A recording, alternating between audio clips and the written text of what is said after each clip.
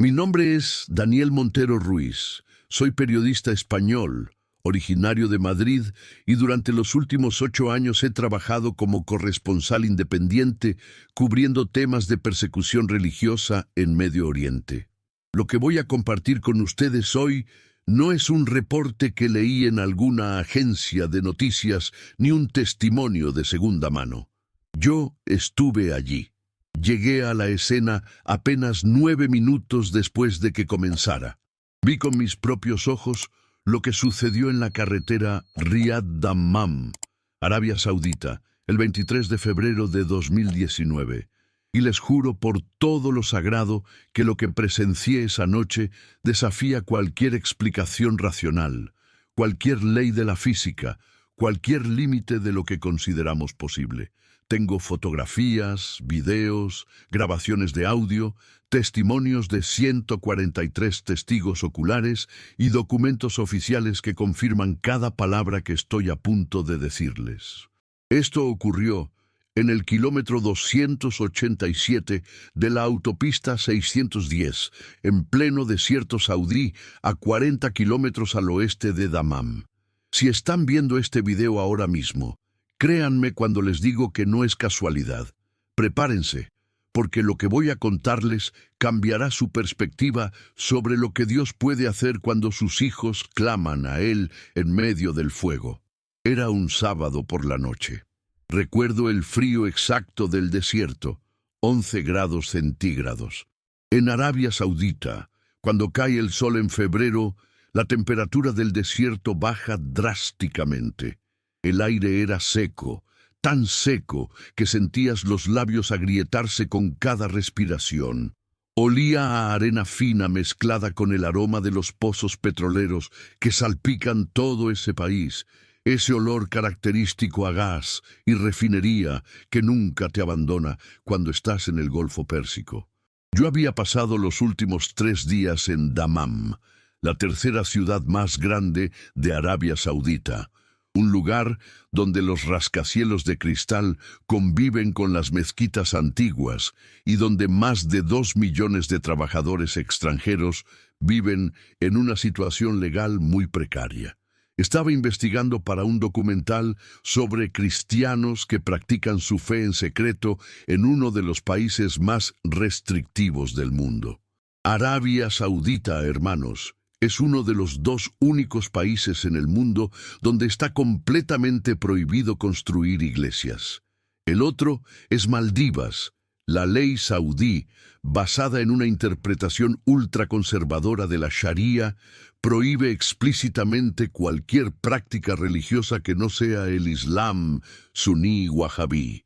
Si te descubren orando a Jesucristo, si te encuentran con una Biblia, si te sorprenden en una reunión cristiana, las consecuencias pueden ser deportación inmediata, prisión de hasta 10 años, latigazos públicos o algo peor, algo mucho peor. Y ese sábado por la noche iba a descubrir exactamente cuán peor podía ser. Eran las 9:42 de la noche cuando recibí la llamada. Era un contacto que yo tenía en la comunidad cristiana clandestina de Dammam. Un hombre al que llamaré simplemente Juan por razones de seguridad. Su voz estaba quebrada por el pánico. Daniel, algo terrible está pasando. Un autobús con nuestra gente fue interceptado en la carretera a Riad. Escucho disparos, escucho gritos. Por favor, ve allí. Yo estaba en mi habitación de hotel, el Marriott, en el centro de Dammam. Agarré mi equipo, 2 cámaras, grabadora de audio, mi teléfono satelital y mi pasaporte. Salí corriendo hacia el estacionamiento donde tenía alquilado un Toyota Land Cruiser blanco. El aire nocturno me golpeó en la cara. Podía ver las luces de la ciudad. Esos letreros en árabe brillando en verde y blanco, las torres de las mezquitas iluminadas contra el cielo negro. Arranqué el motor y salí a toda velocidad hacia la autopista 610. La autopista Riad-Dammam es una de las arterias principales de Arabia Saudita. Es una carretera de 6 carriles, perfectamente pavimentada, con luces LED cada 200 metros y patrullas de policía constantemente circulando. Conecta la capital Riad con la región petrolera del este. Normalmente es segura, o al menos eso es lo que el gobierno saudí quiere que el mundo crea. Pero esa noche, hermanos, esa noche iba a descubrir que hay zonas en esa carretera donde la ley no existe, donde grupos extremistas operan con total impunidad, especialmente cuando se trata de perseguir cristianos. Mientras conducía a 140 kilómetros por hora, mi mente repasaba lo que Juan me había dicho. Un autobús con nuestra gente. Sabía exactamente a qué se refería. Cada sábado por la noche, un grupo de trabajadores cristianos se reunía en secreto en un almacén industrial abandonado en las afueras de Dammam para tener un culto clandestino. Eran 31 en total, filipinos en su mayoría, 8 mujeres y 16 hombres que trabajaban como enfermeras, ingenieros y trabajadores de la construcción. También había 4 indios que trabajaban en las refinerías de petróleo, 2 etíopes que trabajaban como guardias de seguridad y un keniano que era maestro en una escuela internacional. Todos cristianos, todos arriesgando literalmente sus vidas cada sábado para adorar a Jesús, en una bodega sin ventanas, cantando en voz baja, orando con las puertas cerradas, leyendo Biblias que habían introducido al país escondidas en maletas con doble fondo. El autobús que los transportaba era un Mercedes-Benz Sprinter de color blanco, sin identificación, sin placas religiosas, diseñado para pasar desapercibido. El conductor era un filipino de 47 años llamado Ernesto de la Cruz, un hombre que llevaba 12 años viviendo en Arabia Saudita y que conocía cada ruta secreta para evitar los controles de la Mutagua. La Mutagua, hermanos. Ese nombre les produce escalofríos a todos los cristianos en Arabia Saudita. Es el nombre informal de la Comisión para la Promoción de la Virtud y Prevención del Vicio, la policía religiosa del reino. Aunque oficialmente su poder fue limitado en 2016, en la práctica siguen operando con autoridad casi absoluta, especialmente en las zonas rurales.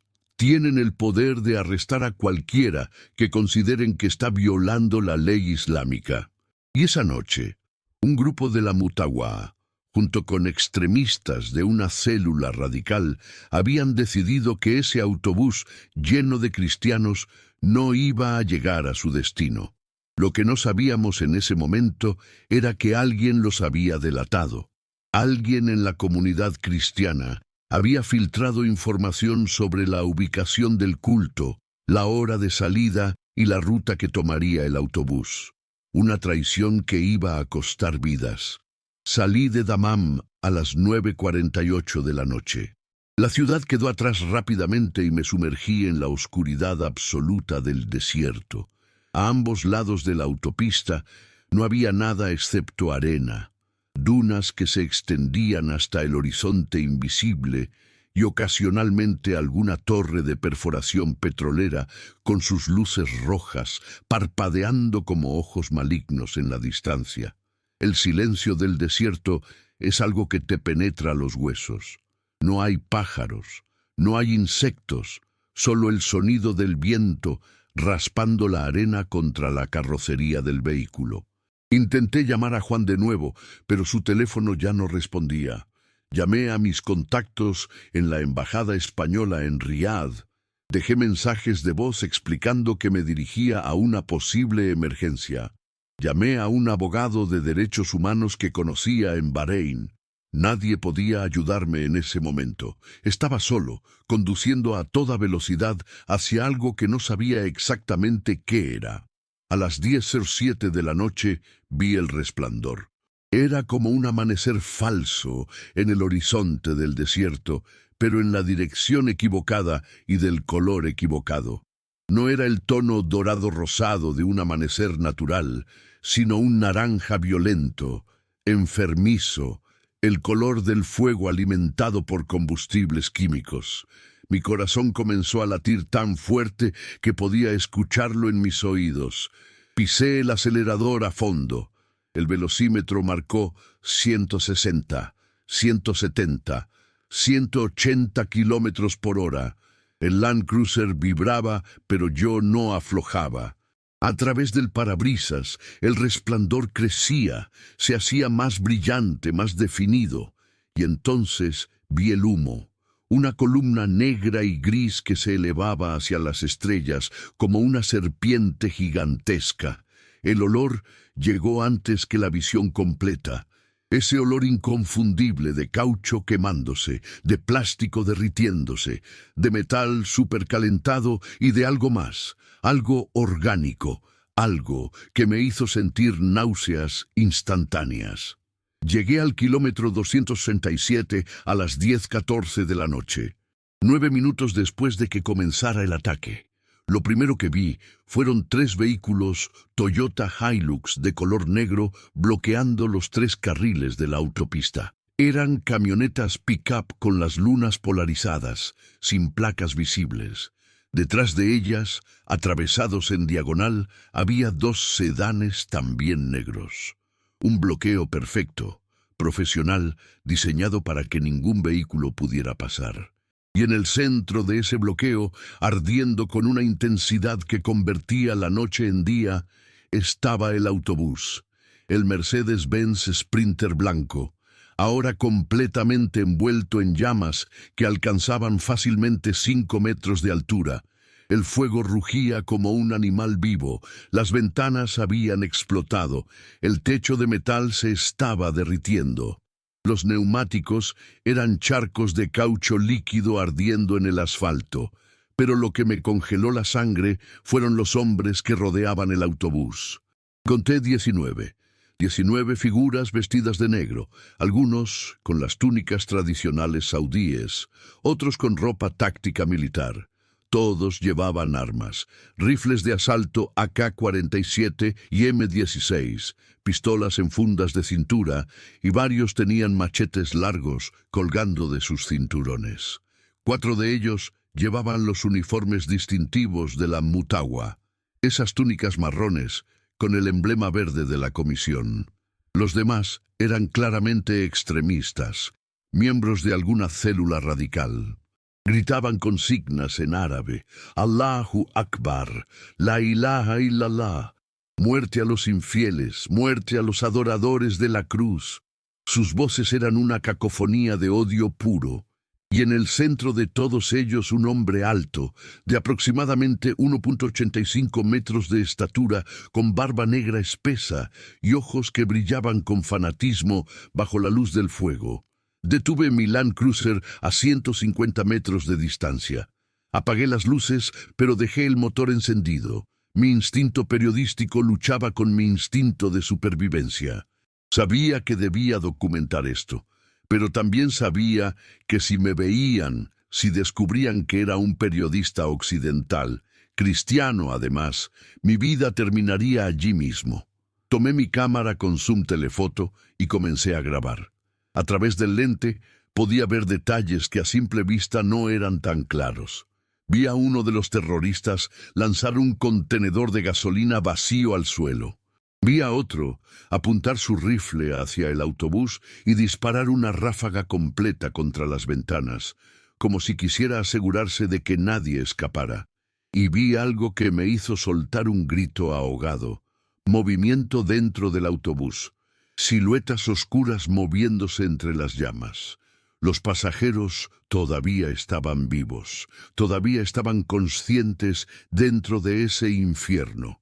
Los gritos que escuché a continuación son algo que me perseguirá hasta el día de mi muerte. A pesar de la distancia, a pesar del rugido del fuego y de las voces de los terroristas, pude escuchar los gritos que salían de ese autobús. Eran gritos en diferentes idiomas: tagalo, el idioma de Filipinas; tamil, de India; amárico de Etiopía; español también, Alguien gritaba en español: «¡Ayuda, por favor, ayuda! ¡Nos están quemando vivos!». Eran gritos de dolor inimaginable, de terror absoluto, de personas que sabían que estaban muriendo de la forma más horrible que existe. Una voz femenina gritaba un nombre una y otra vez: «Ernesto, Ernesto, no me dejes». Después supe que era la voz de Rosa Mendoza, una enfermera filipina de 34 años que había viajado con su esposo Ernesto, el conductor del autobús. Alguien intentó salir. Vi una figura lanzarse por la puerta lateral del autobús.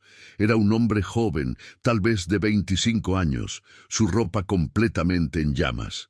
Cayó al pavimento y rodó desesperadamente para apagar el fuego. Por un segundo pensé que lo lograría. Pero 3 terroristas corrieron hacia él.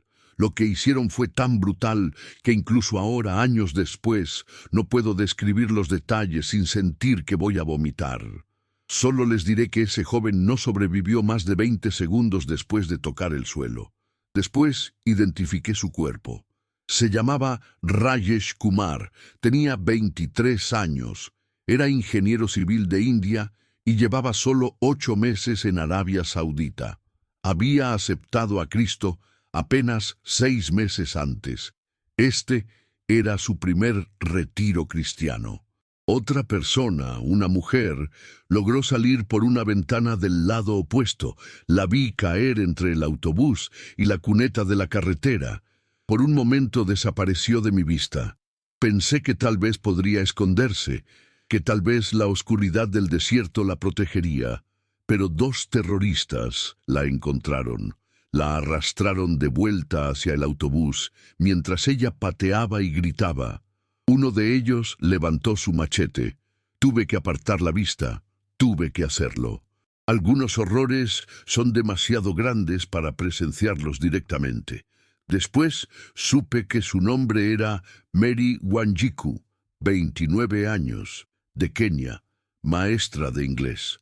Había llegado a Arabia Saudita para pagar las deudas de su familia y enviar dinero para la educación de sus hermanos menores. Los terroristas nos vieron, no a mí específicamente, sino vieron que había otro vehículo en la distancia. El hombre alto, el líder, gritó una orden. 5 de sus hombres giraron hacia mi dirección y comenzaron a disparar. Las balas silbaban en el aire nocturno. Una impactó el capó de mi Land Cruiser, otra rompió el espejo lateral, otra más perforó el parabrisas dejando un agujero con grietas de araña extendiéndose en todas direcciones. Puse el vehículo en reversa y retrocedí rápidamente, alejándome otros 100 metros antes de detenerme detrás de una pequeña elevación del terreno que me ofrecía algo de cobertura. Mi respiración era errática. Mis manos temblaban tan violentamente que apenas podía sostener el volante. Saqué mi teléfono e intenté llamar a la policía saudí. La operadora respondió en árabe. Le expliqué en mi árabe básico que había un ataque en la carretera, que personas estaban muriendo. Su respuesta fue fría, mecánica.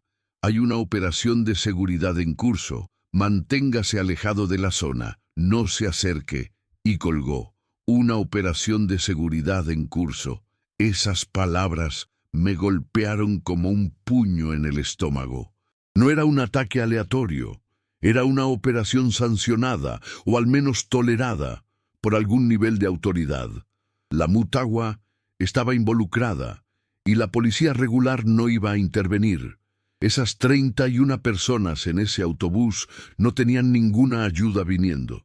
Estaban completamente solos, y yo estaba allí, presenciándolo todo, impotente. Tomé mi cámara de video y seguí grabando. Era lo único que podía hacer: documentar, ser testigo, asegurarme de que el mundo supiera lo que estaba sucediendo en esa carretera oscura del desierto saudí. Miré mi reloj. Eran las 10:17 de la noche. Habían pasado 14 minutos desde que el fuego comenzó. 14 minutos. A esas temperaturas, dentro de ese autobús, la temperatura debía estar entre 900 y 1100 grados centígrados. A esa temperatura, el cuerpo humano se calcina en menos de 5 minutos. No hay supervivencia posible. No hay milagro médico que pueda salvar a alguien de eso. Pero entonces, hermanos, entonces ocurrió algo que mi mente no puede procesar incluso ahora. Caí de rodillas en la arena fría del desierto. No fue una decisión consciente. Mis piernas simplemente cedieron y comencé a orar. No había orado en voz alta en años. Mi trabajo como periodista me había vuelto cínico, escéptico. Había visto demasiado sufrimiento como para creer que Dios intervenía en los asuntos humanos. Pero en ese momento, con los gritos de esas personas llenando mis oídos, con el olor a muerte quemada en mis fosas nasales, algo se rompió dentro de mí. Comencé a orar en español.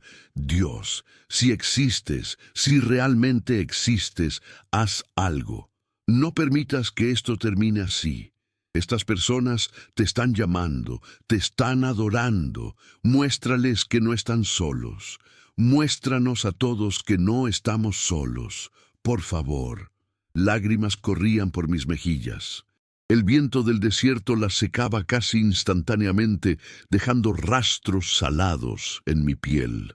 Y entonces, hermanos, a las 10:19 de la noche, exactamente 16 minutos después de que comenzara el incendio, vi algo que ningún curso de periodismo, ninguna experiencia en zonas de guerra, ningún entrenamiento en el mundo me había preparado para presenciar.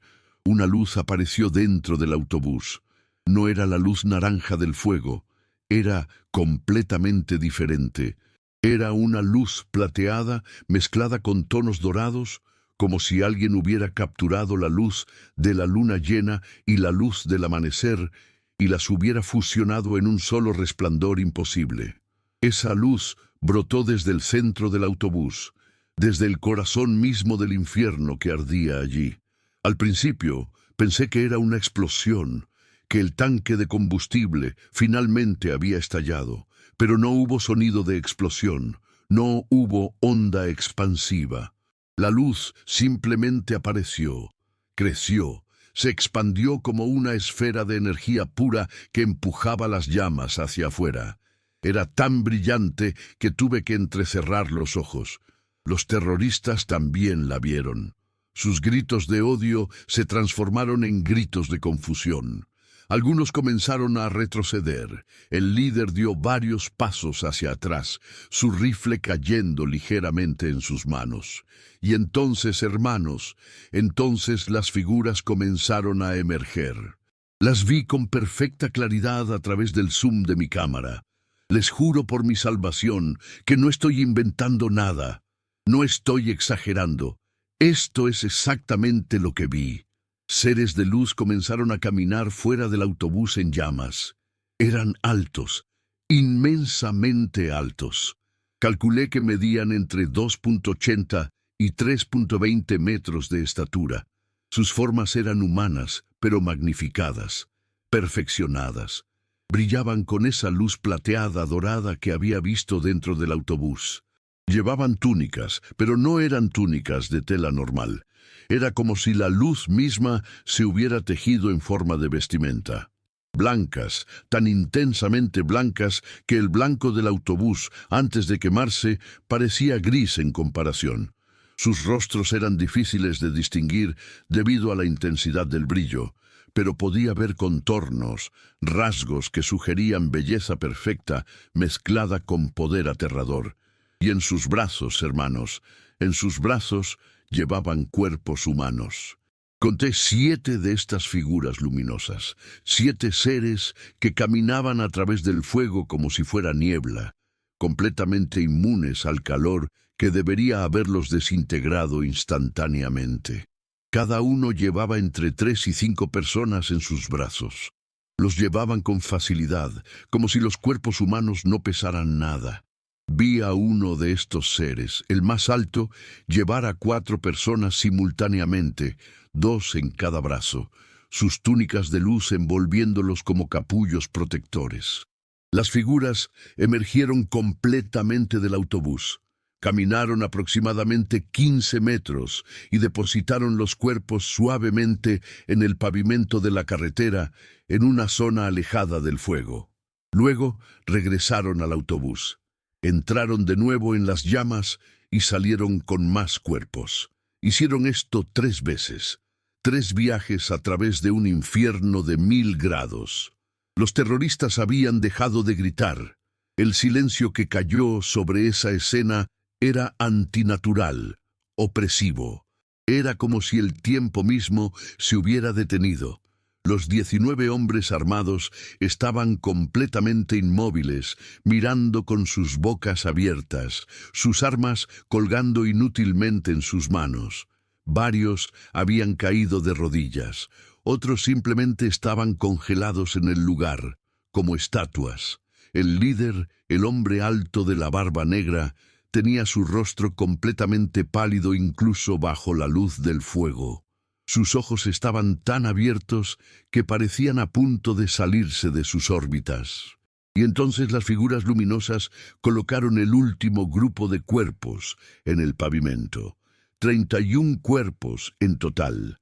31 personas que habían estado dentro de ese autobús ardiendo durante 16 minutos completos. Las figuras se incorporaron hasta su altura completa. Desde mi posición parecían gigantes de luz plantados en medio del desierto oscuro. Y entonces hicieron algo que me hizo soltar un grito involuntario. Se volvieron hacia los terroristas. No caminaron, simplemente rotaron sus formas luminosas en dirección a los 19 hombres, y aunque no podía ver sus ojos claramente debido al brillo, sentí su mirada. Todos la sentimos. Era una mirada que atravesaba tu cuerpo, que penetraba tu alma, que veía cada acción, cada pensamiento, cada intención que habías tenido en toda tu vida. Era una mirada de juicio, no de juicio humano, débil e imperfecto, sino de juicio divino, absoluto y aterrador en su pureza. El primer terrorista en colapsar fue uno joven, tal vez de 20 años. Soltó su rifle como si el metal le hubiera quemado las manos. Cayó de rodillas y comenzó a golpearse el pecho con sus puños, gritando en árabe: «Astagfirullah, astagfirullah, perdóname Dios, perdóname Dios».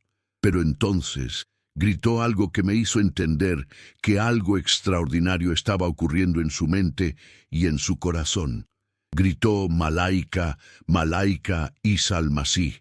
Ángeles, ángeles de Jesús, el Mesías. Hermanos, este hombre era musulmán. Había sido entrenado probablemente desde niño para considerar a Jesús solo como un profeta, no como el Hijo de Dios. Pero en ese momento, enfrentado con lo que estaba presenciando, su espíritu reconoció la verdad. Reconoció que ese poder, esa autoridad, esa gloria provenía de Cristo. Otros comenzaron a caer. Como piezas de dominó, uno tras otro, los terroristas se derrumbaban. Algunos caían de rodillas. Otros se tiraban completamente al suelo, sus frentes tocando el asfalto caliente en postración total. Varios lanzaban sus armas lejos de ellos, como si los rifles y machetes estuvieran contaminados. Las consignas de odio se transformaron en llantos de arrepentimiento. Escuché a uno gritar: lo siento, no sabía, no entendía. Otro gritaba los nombres de personas que probablemente había matado antes, pidiendo perdón a los muertos. Un tercero simplemente lloraba, sollozos profundos que sacudían todo su cuerpo. El líder era el único que todavía estaba de pie, pero ya no parecía un líder, parecía un hombre roto. Su rifle había caído al suelo. Sus brazos colgaban a sus lados. Su rostro estaba empapado en lágrimas que brillaban bajo la luz de las figuras. Y entonces, una de las figuras luminosas, la más alta, la que había llevado a 4 personas a la vez, comenzó a caminar hacia él. No era una caminata normal. Sus pies tocaban el suelo, pero parecía flotar, deslizarse. Se detuvo directamente frente al líder terrorista. La diferencia de altura era dramática. La figura debía medir más de 3 metros, el hombre apenas 1,85. El terrorista levantó su vista, y lo que vi en su rostro en ese momento fue terror puro mezclado con algo más. Reconocimiento, como si estuviera viendo algo que había esperado ver toda su vida, pero había pasado años negando. La figura levantó su mano derecha. Era una mano de luz, pero con dedos claramente definidos, con forma humana pero magnificada. Colocó esa mano sobre la cabeza del terrorista. Y aunque estaba a 250 metros de distancia, aunque había fuego, humo y oscuridad entre nosotros, juro que escuché una voz. No con mis oídos, la escuché en mi espíritu, resonando en mi pecho, vibrando en cada célula de mi cuerpo. Era una voz que contenía 1000 voces, masculina y femenina al mismo tiempo, antigua pero joven, suave pero con el poder de un trueno. Y dijo en árabe, pero de alguna forma yo entendía perfectamente cada palabra. Hijo mío, has derramado mucha sangre en mi nombre, pero yo nunca te pedí sangre, te pedí amor. Levántate, todavía hay tiempo. El terrorista colapsó. Sus piernas no pudieron sostenerlo más. Cayó de rodillas y luego hacia adelante, su frente golpeando el asfalto. Comenzó a llorar con una intensidad que nunca había visto en un hombre adulto. Eran sollozos que salían desde lo más profundo de su ser, como si 34 años de odio, fanatismo y violencia se estuvieran drenando de su cuerpo a través de esas lágrimas. Y gritó Jesús, lo gritó en árabe, Yahshua al-Masí, Jesús el Mesías, perdóname, perdóname, yo estaba ciego, estaba muerto, tráeme a la vida. La figura permaneció allí por un momento más. Luego se incorporó y regresó con las otras 6 figuras que habían formado un semicírculo alrededor de los cuerpos rescatados. Y entonces, hermanos, las figuras comenzaron a ascender. Sus pies se despegaron del pavimento, subieron lentamente, majestuosamente, sus túnicas de luz flotando en un viento que nadie más sentía. Dejaban rastros brillantes en el aire, como estelas de estrellas fugaces, pero en dirección ascendente. Subieron más y más alto, alejándose de la tierra, elevándose hacia las estrellas del desierto. Los seguí con mi cámara hasta que se fusionaron con las constelaciones y desaparecieron. El silencio que quedó después de su partida era casi sagrado. Nadie se movía, nadie hablaba. Solo el crepitar del autobús todavía ardiendo rompía el silencio. El fuego había comenzado a disminuir. Sin combustible humano para alimentarlo, las llamas se reducían gradualmente. Esperé 30 segundos, 1 minuto. Los terroristas no se movían de sus posiciones de postración. Tomé una decisión. Arranqué el Land Cruiser y conduje directamente hacia la escena. Ya no me importaba si me veían, si me atacaban. Esas 31 personas necesitaban ayuda médica inmediata. Llegué donde estaban los cuerpos en el pavimento y salté del vehículo. El calor residual del incendio todavía era intenso, como estar frente a un horno abierto. Corrí hacia el primer cuerpo que vi. Era una mujer joven, tal vez de 30 años, filipina por sus rasgos. Estaba consciente. Sus ojos estaban abiertos, mirándome con una expresión de asombro absoluto. Toqué su cuello para buscar pulso. Estaba fuerte, regular. Revisé su cuerpo rápidamente buscando quemaduras. Tenía marcas de quemaduras de primer grado en sus manos y en partes de su rostro, algunas ampollas pequeñas, pero nada que correspondiera a haber estado dentro de un autobús ardiendo a más de 1000 grados durante 16 minutos. Su ropa estaba chamuscada. Su vestido, que alguna vez fue amarillo, ahora estaba negro por el hollín, con agujeros quemados y bordes carbonizados. Pero ella estaba viva, ella estaba consciente, ella estaba hablando. En tagalo susurraba algo una y otra vez. Después un traductor filipino me dijo que estaba diciendo, los ángeles nos llevaron, los ángeles nos llevaron. Eran tan hermosos. Me moví al siguiente cuerpo. Un hombre de unos 40 años, indio, también consciente, también con quemaduras menores. Su camisa estaba casi completamente destruida, pero su piel debajo estaba increíblemente intacta. Me miró y me agarró del brazo con fuerza. En inglés me dijo, he visto el rostro de Dios. He visto a Jesús. Es real. Todo es real. Hermanos, antes de contarles lo que pasó a continuación, quiero pedirles algo muy importante. Si esta historia está tocando tu corazón, si sientes que Dios te trajo hasta aquí por una razón, necesito que hagas algo ahora mismo. Presiona el botón de suscripción. ¿Por qué te pido esto? Porque este canal me ha permitido venir hasta aquí para compartir este testimonio con el mundo. Historias como la mía son más comunes de lo que parece, pero pocas veces llegan a quienes las necesitan escuchar. Al suscribirte, no solo apoyas este canal, ayudas a que más personas como yo puedan traer sus testimonios aquí, narrados por este hermoso canal que Dios está usando para tocar corazones. Si ya estás suscrito, déjame tu opinión en los comentarios. ¿Has vivido algo similar? ¿Qué te está enseñando este testimonio? Tu experiencia puede ser exactamente lo que otra persona necesita leer hoy. Y ahora sí, déjame contarte lo que sucedió después. Me moví de cuerpo en cuerpo. 31 en total. Cada uno estaba vivo, cada uno estaba consciente. Algunos tenían quemaduras más serias que otros, quemaduras de segundo grado en brazos y piernas, ampollas grandes que requerirían atención médica. Pero ninguno, hermanos, escúchenme bien, ninguno tenía quemaduras que pusieran en peligro su vida. Ninguno tenía daño en sus vías respiratorias a pesar de haber inhalado humo y aire supercalentado. Ninguno tenía el tipo de carbonización que se esperaría después de estar expuesto a temperaturas de más de 1000 grados durante 16 minutos completos. Era médicamente imposible.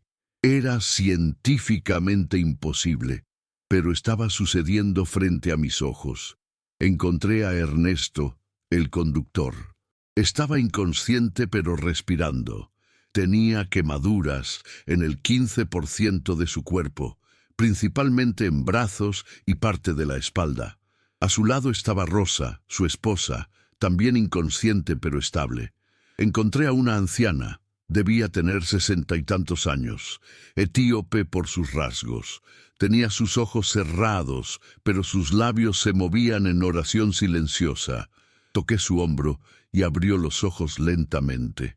Me miró con una paz que no tenía sentido dadas las circunstancias. En inglés quebrado, me dijo Jesús estaba allí. Lo vi. Me tomó en sus brazos. Me dijo que todavía tengo trabajo que hacer. Esa mujer era Aster Bekele, 67 años. Trabajaba como empleada doméstica en Riad. Después supe que había orado durante toda su vida por la conversión de Arabia Saudita. Había orado específicamente por los miembros de la Mutawa, y esa noche sus oraciones habían sido respondidas de la forma más dramática posible. Los terroristas comenzaron a acercarse, pero no con hostilidad. Venían arrastrándose, literalmente arrastrándose en el suelo como hombres derrotados. El primero en llegar fue el joven que había gritado sobre los ángeles. Se arrastró hasta donde estaba uno de los cuerpos, un hombre filipino de mediana edad, y comenzó a besarle las manos, pidiendo perdón en árabe. El filipino estaba confundido, débil, pero extendió su mano y tocó la cabeza del terrorista en un gesto de perdón que me hizo llorar. Más terroristas llegaron. Algunos se sentaban en círculo alrededor de los supervivientes, montando guardia, como si ahora fueran sus protectores en lugar de sus atacantes. Uno de ellos, un hombre de unos 50 años, se quitó su propia túnica y la usó para cubrir a una mujer que tenía frío por el shock. El líder llegó de último, Caminaba como un hombre ebrio, tambaleándose, sus ojos rojos e hinchados de tanto llorar. Se dirigió directamente hacia la anciana etíope. Se arrodilló frente a ella. Comenzó a hablar en árabe, rápido, desesperado. La mujer no entendía árabe, pero parecía entender el corazón de lo que él decía. Y entonces el líder hizo algo extraordinario. Se quitó su chaleco táctico, se quitó su cinturón con la pistola, se quitó un colgante que llevaba al cuello, algún tipo de símbolo islámico radical, y los lanzó todos hacia el autobús todavía humeante. Luego levantó sus manos hacia el cielo y gritó en árabe: «Jesús, Hijo de Dios, tú eres el Señor. Tú eres el único Dios verdadero. Toma mi vida, úsala como quieras, ya no me pertenece, es tuya». Los otros terroristas escucharon esto, y uno por uno comenzaron a hacer lo mismo. Gritaban declaraciones de fe en Cristo, algunos en árabe, algunos en inglés, algunos simplemente gritaban el nombre de Jesús una y otra vez. Era la escena más surrealista que había presenciado jamás. 19 terroristas musulmanes, hombres que minutos antes habían quemado vivo a un autobús lleno de cristianos, ahora declarando a Jesucristo como su Señor en medio del desierto saudí. Las ambulancias llegaron 40 minutos después. 3 ambulancias de Dammam que habían sido despachadas cuando los primeros reportes del incendio llegaron. Los paramédicos descendieron esperando encontrar docenas de cuerpos carbonizados. En lugar de eso, encontraron 31 personas vivas, algunas con quemaduras tratables, todas en estado de shock, pero ninguna en peligro inmediato de muerte. El paramédico jefe, un libanés cristiano llamado George Malouf, se me acercó con incredulidad total en su rostro. Me preguntó en inglés qué había pasado. Le dije la verdad. Le dije exactamente lo que había visto. Los ángeles que emergieron del fuego, los cuerpos siendo rescatados, la conversión de los terroristas. Me miró como si yo hubiera perdido la cabeza. Pero entonces uno de sus asistentes lo llamó. George fue a revisar a uno de los supervivientes, un hombre filipino de unos 30 años. Después de un examen rápido, George regresó hacia mí con su rostro completamente pálido. «Esto es imposible», me dijo. «Este hombre tiene quemaduras superficiales de primer grado en tal vez el 10% de su cuerpo. Pero según lo que me estás diciendo, estuvo dentro de ese autobús ardiendo durante 16 minutos. A esas temperaturas debería estar muerto 3 veces. No hay forma médica de que esto sea posible». Le mostré el video en mi cámara. Se lo mostré 3 veces. Vi cómo su escepticismo se transformaba en asombro, luego en confusión, luego en algo parecido a temor reverencial. George es cristiano maronita. Fue a escuelas cristianas. Tiene educación médica occidental. No es un hombre dado a creer en milagros fácilmente. Pero después de ver ese video, después de examinar a los 31 supervivientes, se sentó en el suelo, se cubrió el rostro con las manos y comenzó a recitar el Padre Nuestro en árabe. La policía llegó poco después. Oficiales de la policía regular de Dammam, no la Mutawwa, llegaron esperando una escena de crimen. Encontraron algo que no sabían cómo procesar. Les expliqué lo que había pasado. Me confiscaron mi cámara, me dijeron que no podía publicar nada de lo que había filmado. Me amenazaron con deportación si hablaba públicamente sobre lo ocurrido. Pero yo había hecho copias de seguridad. Había enviado los videos a servidores en la nube antes de que llegara la policía. Tenía las grabaciones de audio en mi teléfono satelital que no revisaron. Tenía fotografías, tenía evidencia. Los policías arrestaron a los 19 terroristas. Pero los arrestos fueron extraños. Normalmente cuando arrestan a extremistas hay violencia, resistencia. Estos hombres fueron voluntariamente. Caminaron hacia los vehículos policiales con sus manos extendidas para las esposas, sin resistencia alguna. El líder, antes de ser metido en el vehículo, me miró directamente. Nuestros ojos se encontraron y me dijo en inglés con acento árabe: «Cuenta nuestra historia. Dile al mundo lo que pasó aquí. Diles que Jesús es real. Diles que los ángeles son reales. Diles que nunca es demasiado tarde para arrepentirse». Los 31 supervivientes fueron transportados a hospitales en Dammam. Yo seguí a las ambulancias. Pasé las siguientes 48 horas entrevistando a cada uno que estaba dispuesto a hablar. Sus testimonios eran consistentes. Todos describieron la misma experiencia. El autobús había sido detenido por el bloqueo en la carretera. Hombres armados habían rodeado el vehículo. Ernesto, el conductor, había intentado retroceder, pero le dispararon a los neumáticos.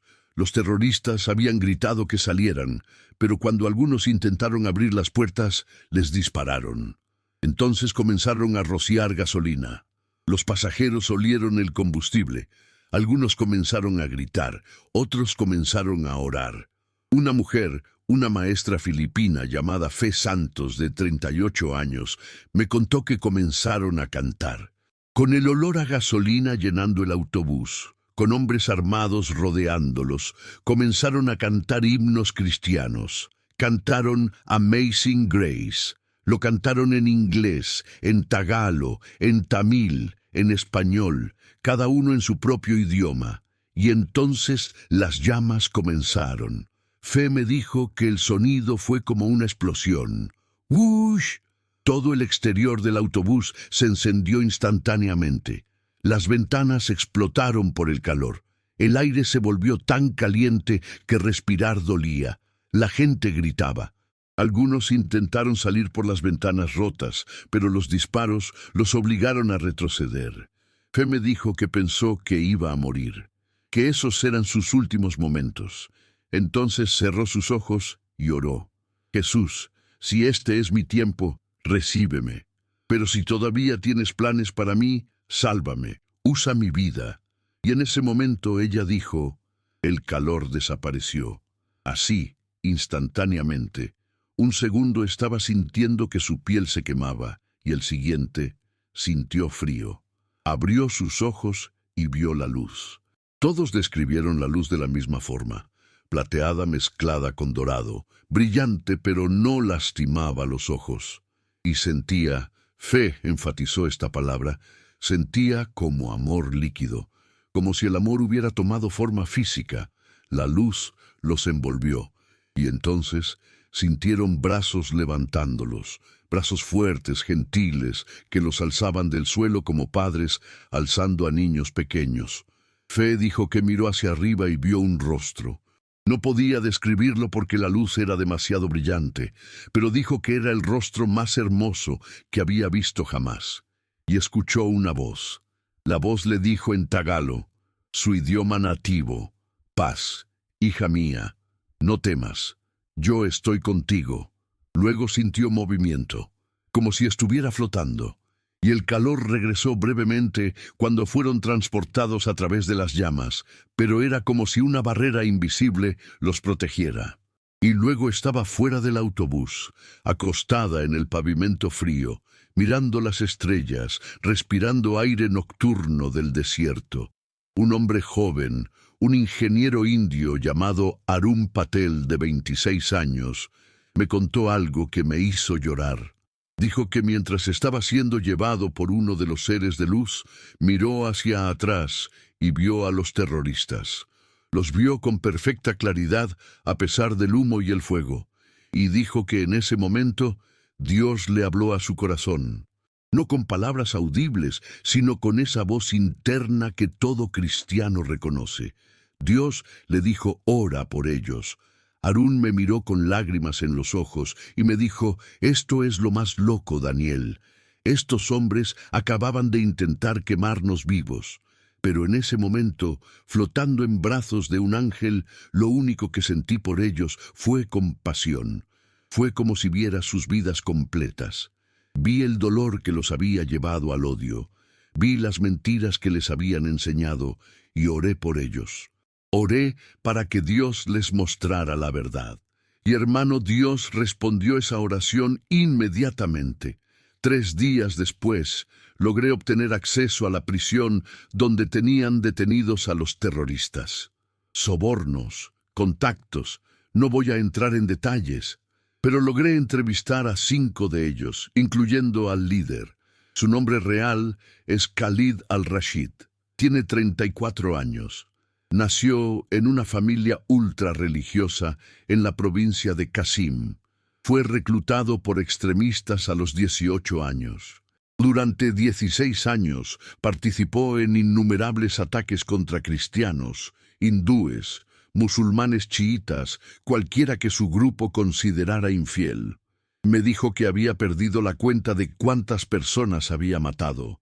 Más de 50, menos de 100, me dijo con voz apagada. Lo que me impactó fue su claridad mental. Este no era un hombre en un estado maníaco post-trauma. Era un hombre completamente sobrio, completamente consciente de lo que había hecho y completamente transformado por lo que había experimentado. Khalid me describió el momento en que vio a las figuras emerger del fuego. Me dijo que inmediatamente supo que no eran humanos, no eran demonios como le habían enseñado que eran los poderes cristianos.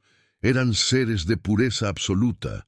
Me dijo que cuando la figura más alta colocó su mano sobre su cabeza, sintió como si cada pecado que había cometido fuera puesto frente a él como una película.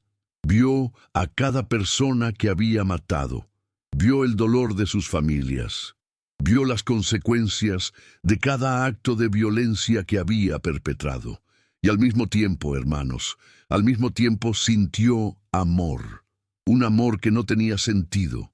Un amor que debería haber sido imposible, dado lo que él había hecho. Y ese amor era más doloroso que cualquier castigo, porque le mostraba exactamente lo que había rechazado durante toda su vida. Le pregunté directamente, ¿crees en Jesús ahora? Su respuesta fue inmediata. Jesús es el Señor. Es el Hijo de Dios. Es el único camino a la salvación. Sé que probablemente voy a ser ejecutado por apostasía. Arabia Saudita tiene pena de muerte para musulmanes que se convierten a otras religiones. Pero ya no tengo miedo. Si muero, voy a estar con Él. Si vivo, voy a pasar cada día de mi vida contándoles a otros musulmanes que Jesús es quien dice ser.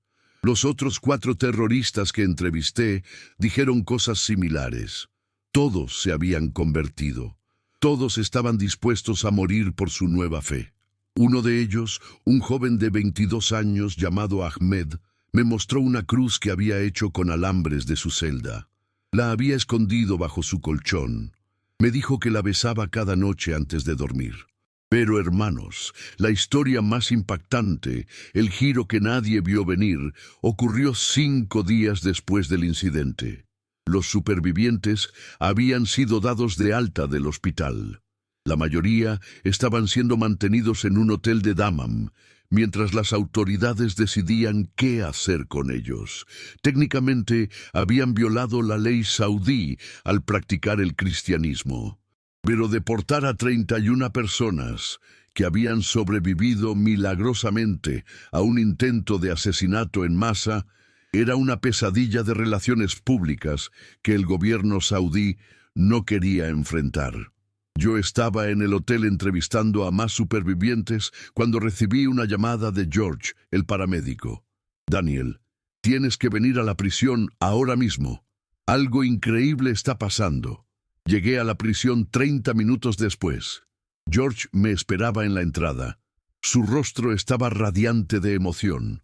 Me llevó a una sala de visitas donde estaban sentadas varias de las supervivientes del incendio, y allí, en el centro de la sala, estaba Khalid al-Rashid, el líder terrorista. Pero no estaba esposado, no estaba bajo guardia, estaba sentado en una silla, llorando, mientras una mujer filipina de unos 60 y tantos años lo abrazaba y lloraba con él. George me susurró al oído. Esa es Leticia Fernández. Tiene 64 años. Trabaja como enfermera en Riad. Estuvo en el autobús, y Khalid es su hermano. Me quedé paralizado. ¿Qué? George asintió. Hermano biológico. Su madre era filipina, trabajadora doméstica. Su padre era saudí. Khalid fue el primer hijo. Cuando tenía 3 años, su padre se divorció de la madre y se quedó con el niño según la ley saudí.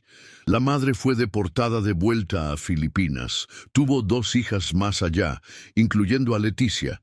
Khalid fue criado como saudí puro. Nunca supo que tenía una madre filipina o hermanas. Y Leticia nunca supo qué le había pasado a su hermano mayor hasta esta semana. Me acerqué.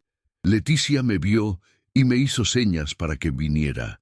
Tenía lágrimas corriendo por su rostro, pero estaba sonriendo. Daniel, me dijo en inglés, Dios respondió mis oraciones. He orado por mi hermano perdido durante 40 años. 40 años. Nunca supe dónde estaba, si estaba vivo. Solo oraba. Y Dios me trajo hasta Arabia Saudita. Me puso en ese autobús. Me puso en el fuego para salvarlo a él. Khalid levantó su rostro. Sus ojos estaban hinchados de tanto llorar. Me miró y dijo en inglés, quebrado, yo maté cristianos por 16 años, y el cristianismo me devolvió a mi familia. Jesús me devolvió a mi hermana. ¿Cómo puedo no seguirlo? ¿Cómo puedo no dedicar todo lo que me queda de vida a él? Los guardias de la prisión, todos musulmanes, estaban de pie en las esquinas de la sala, pero no intervenían. Algunos tenían lágrimas en sus propios ojos. Uno de ellos, un hombre mayor, se me acercó después. En árabe me dijo, he trabajado en esta prisión por 20 años. He visto todo tipo de criminales, pero nunca había visto a un hombre cambiar tan completamente en tan poco tiempo. Ese hombre, Khalid, era un monstruo hace una semana. Ahora es como un niño que encontró a su padre después de estar perdido. Me preguntó directamente, ¿tu Jesús hace esto? ¿Tu Dios puede cambiar a un asesino en un santo? Le dije sí. Ese es exactamente el tipo de cosas que Jesús hace. Es su especialidad. El guardia se quedó en silencio por un largo momento. Luego me dijo, voy a investigar más sobre este Jesús. Tal vez. Las autoridades saudíes eventualmente decidieron deportar a todos los trabajadores cristianos, pero sin cargos. Era la solución más fácil. Los supervivientes fueron enviados de regreso a Filipinas, India, Etiopía y Kenia durante las siguientes 2 semanas. Todos vivos, todos sanos, todos transformados por lo que habían experimentado.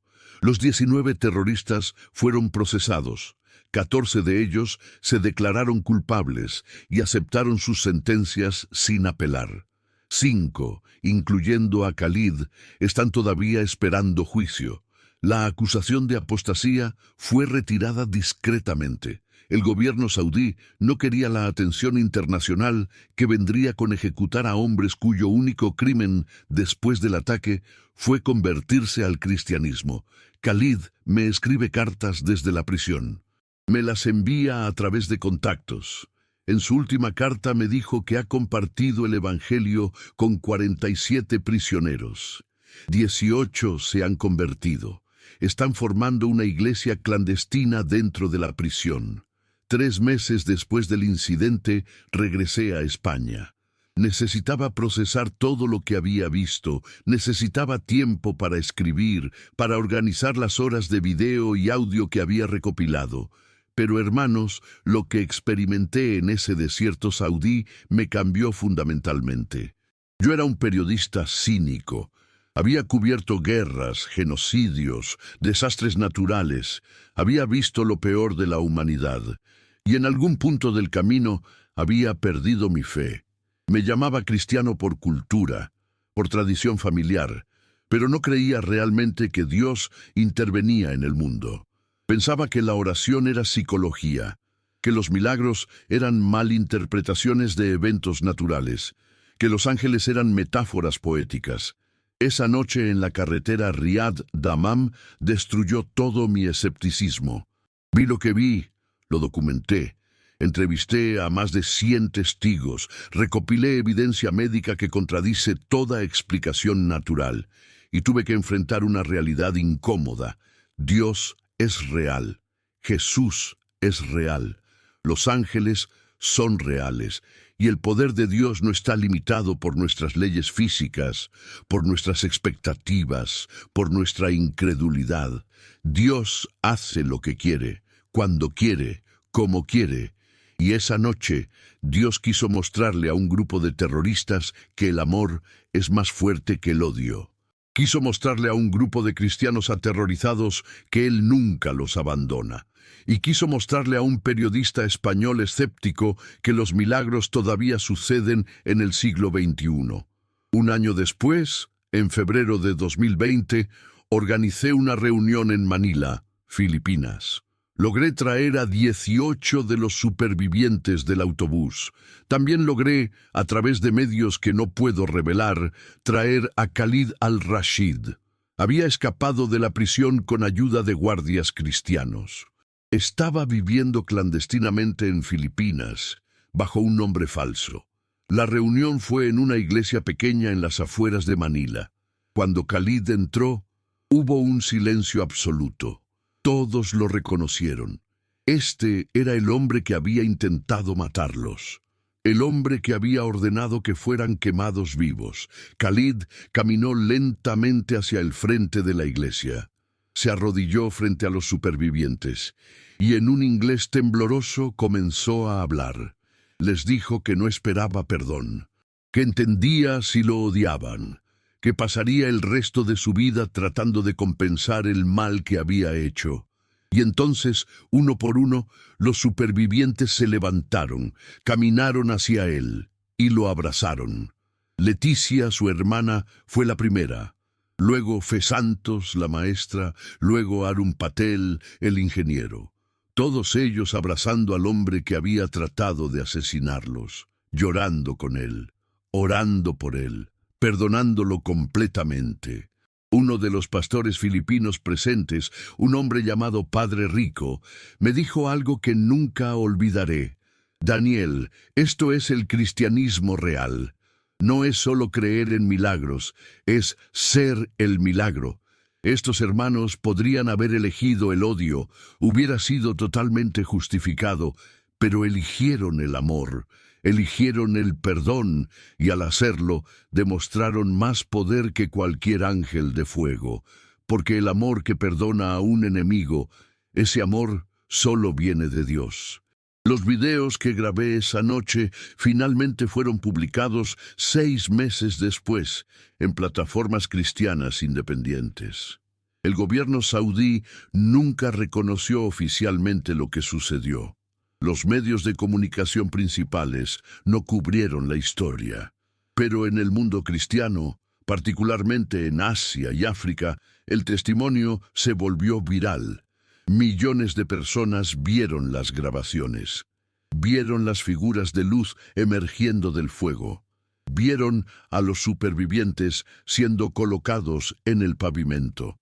Vieron la transformación de los terroristas. Expertos en video forense analizaron las grabaciones. Algunos dijeron que era CGI. Otros no podían explicarlo. Pero para aquellos de nosotros que estuvimos allí, para los 31 supervivientes, para los 19 terroristas convertidos, para mí no había duda. Lo que sucedió esa noche fue un milagro de categoría bíblica.